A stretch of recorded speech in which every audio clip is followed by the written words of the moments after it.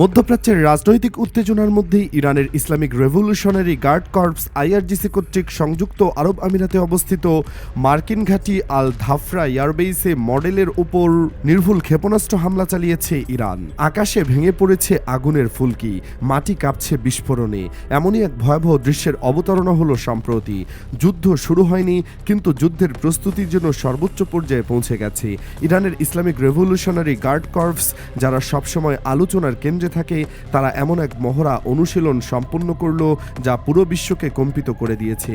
তারা সংযুক্ত আরব আমিরাতের অন্যতম গুরুত্বপূর্ণ মার্কিন ঘাঁটি আল দাফরা এয়ারবেইসের একটি প্রতিরূপ মডেল তৈরি করে সেখানে নির্ভুল ক্ষেপণাস্ত্র হামলা চালিয়েছে।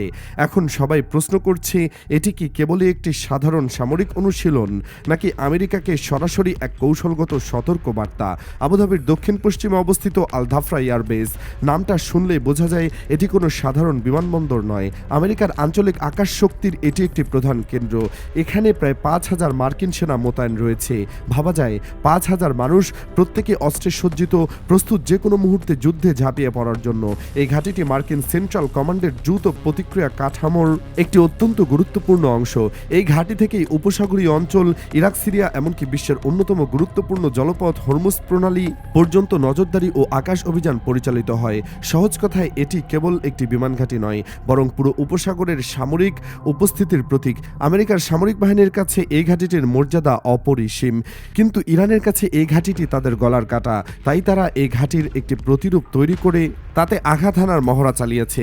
আইআরজিসি যে মহড়াটি চালিয়েছে তা কোনো সাধারণ অনুশীলন নয়। তারা সেখানে শুধু রানওয়ে ধ্বংস করেনি, তারা লক্ষ্য করেছে বাংকার, বিমানের আশ্রয়কেন্দ্র এবং কমান্ড পোস্ট। তারা দেখিয়েছে কিভাবে বাংকার ব্লাস্টার মিসাইল ব্যবহার করে আকাশ থেকে আঘাত হানা যায়। এই দৃশ্যটা ভাবা যাক, মরুভূমির মাঝে একটি নকল শহর, আর তার ওপর আকাশ থেকে নেমে আসছে একের পর এক মিসাইল, ধোঁয়া, আগুন আর ধ্বংসস্তূপ।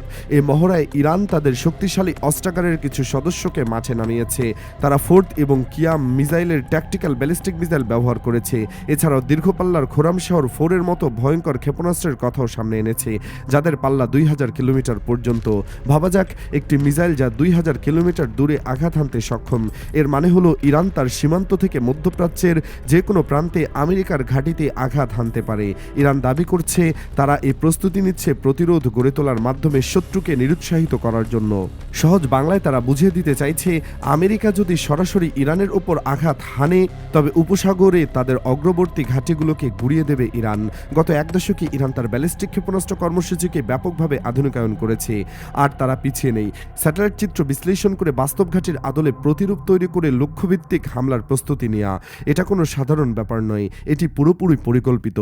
ইরান এখানে শুধু মিসাইল ছোড়া নয়, তারা যুদ্ধের এক নতুন কৌশল প্রদর্শন করেছে। ড্রোন সমন্বয়, ইলেকট্রনিক জ্যামিং, যা রাডার বিভ্রান্ত করা, এবং মোবাইল লঞ্চারের ব্যবহার, সবকিছু মিলিয়ে তারা একটি পরিপূর্ণ আক্রমণের কৌশলের ইঙ্গিত দিয়েছে। এর মানে হলো যুদ্ধের সময় একই সাথে অসংখ্য ক্ষেপণাস্ত্র ছুড়ে শত্রুর প্রতিরক্ষা ব্যবস্থাকে ভেদ করার পরিকল্পনা। শত্রুর বিমান বিধ্বংসী ক্ষেপণাস্ত্র যতই শক্তিশালী হোক না কেন, যদি আকাশে একসাথে শত শত মিসাইল ছুটতে থাকে, তবে সব প্রতিরক্ষা ব্যর্থ হয়ে পড়বে। এটাই হলো ইরানের নতুন যুদ্ধ কৌশল। বর্তমানে পারমাণবিক আলোচনা স্থবির, নিষেধাজ্ঞা বহাল এবং উপসাগরে সামরিক উত্তেজনা তুঙ্গে। এই পরিস্থিতিতে আইআরজিসির এই মহড়া সম্পন্ন করা অত্যন্ত তাৎপর্যপূর্ণ। আল ধাফরাকে লক্ষ্য করে মহড়া চালানো সংযুক্ত আরব আমিরাতের জন্য একটি স্পষ্ট বার্তা।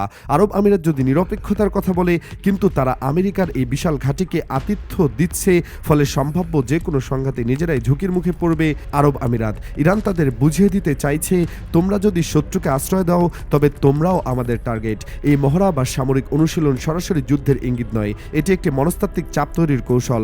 ইরান দেখাতে চাইছে, যদি সংঘাত বাধে, তবে তা কেবল সীমান্তে সীমাবদ্ধ থাকবে না, উপসাগরের মার্কিন অবকাঠামো সবচেয়ে বড় ঝুঁকির মুখে পড়বে।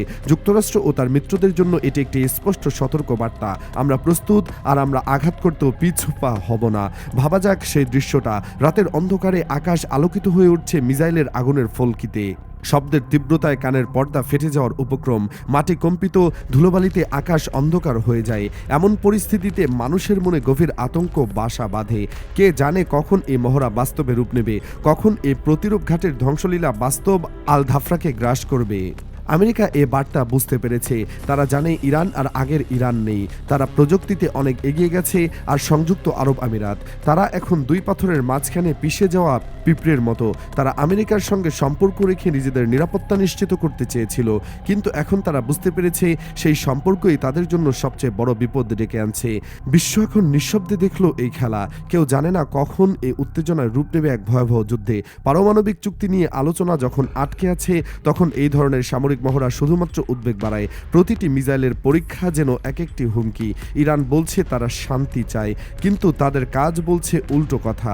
তারা যুদ্ধের জন্য প্রস্তুত আর প্রমাণ করে দিচ্ছে তারা কতটা শক্তিশালী। এই মুহূর্তে মধ্যপ্রাচ্যে এক টাইম বোমার উপর বসে আছে। যে কোনো ছোট ভুল, যে কোনো একটি ভুল হিসাব, আর তা থেকেই শুরু হতে পারে এক বিধ্বংসী যুদ্ধ। ইরানের এই মহড়া শুধুমাত্র একটি সতর্কবার্তা নয়, এটি এক ধরনের ঘোষণা। তারা আর কাউকে ভয় পায় না। তারা জানে তাদের শত্রুরা তাদের ঘিরে রেখেছে, কিন্তু তারাও প্রস্তুত প্রতিশোধ নেওয়ার জন্য। সমুদ্রের ওই পারে রাত যখন নেমে আসে, তখন নক্ষত্রবিহীন আকাশের নিচে ঘাঁটিগুলো যেন এক একটি রাক্ষসের মতো দাঁড়িয়ে থাকে। ভেতরে যে হাজার হাজার সেনা আছে, তাদের প্রত্যেকের চোখ মুখে একটাই প্রশ্ন, আগামীকাল কি আমরা বেঁচে থাকব?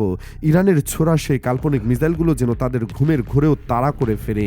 এটাই হলো যুদ্ধের আগের সেই রহস্যময় পরিস্থিতি, যেখানে সবাই জানে কিছু একটা ঘটতে যাচ্ছে, কিন্তু কেউ জানে না সেটা কখন এবং কিভাবে ঘটবে। আর এই অনিশ্চয়তাই হলো সবচেয়ে বড় শত্রু। ইরান তাদের বার্তা পৌঁছে দিয়েছে। এখন বল আমেরিকার এবং মিত্রদের কোর্টে, তারা কিভাবে এই চ্যালেঞ্জ মোকাবেলা করবে। তারা কি পিছিয়ে আসবে নাকি আরও উত্তেজনা বাড়াবে? ইতিহাস বলে যুদ্ধ কখনো কোনো সমাধান নয়, কিন্তু মহান শক্তিগুলোর অহংকার যখন মাথাচাড়া দেয়, তখন যুক্তি বা বুদ্ধি কোনো কাজ করে না। তখন শুধুই বিধ্বংস দেখা যায়।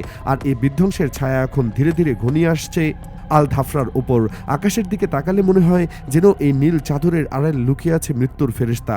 কখন সে নেমে আসবে কেউ জানে না, কিন্তু যখনই আসবে সে সবকিছু শেষ করে দিয়ে যাবে।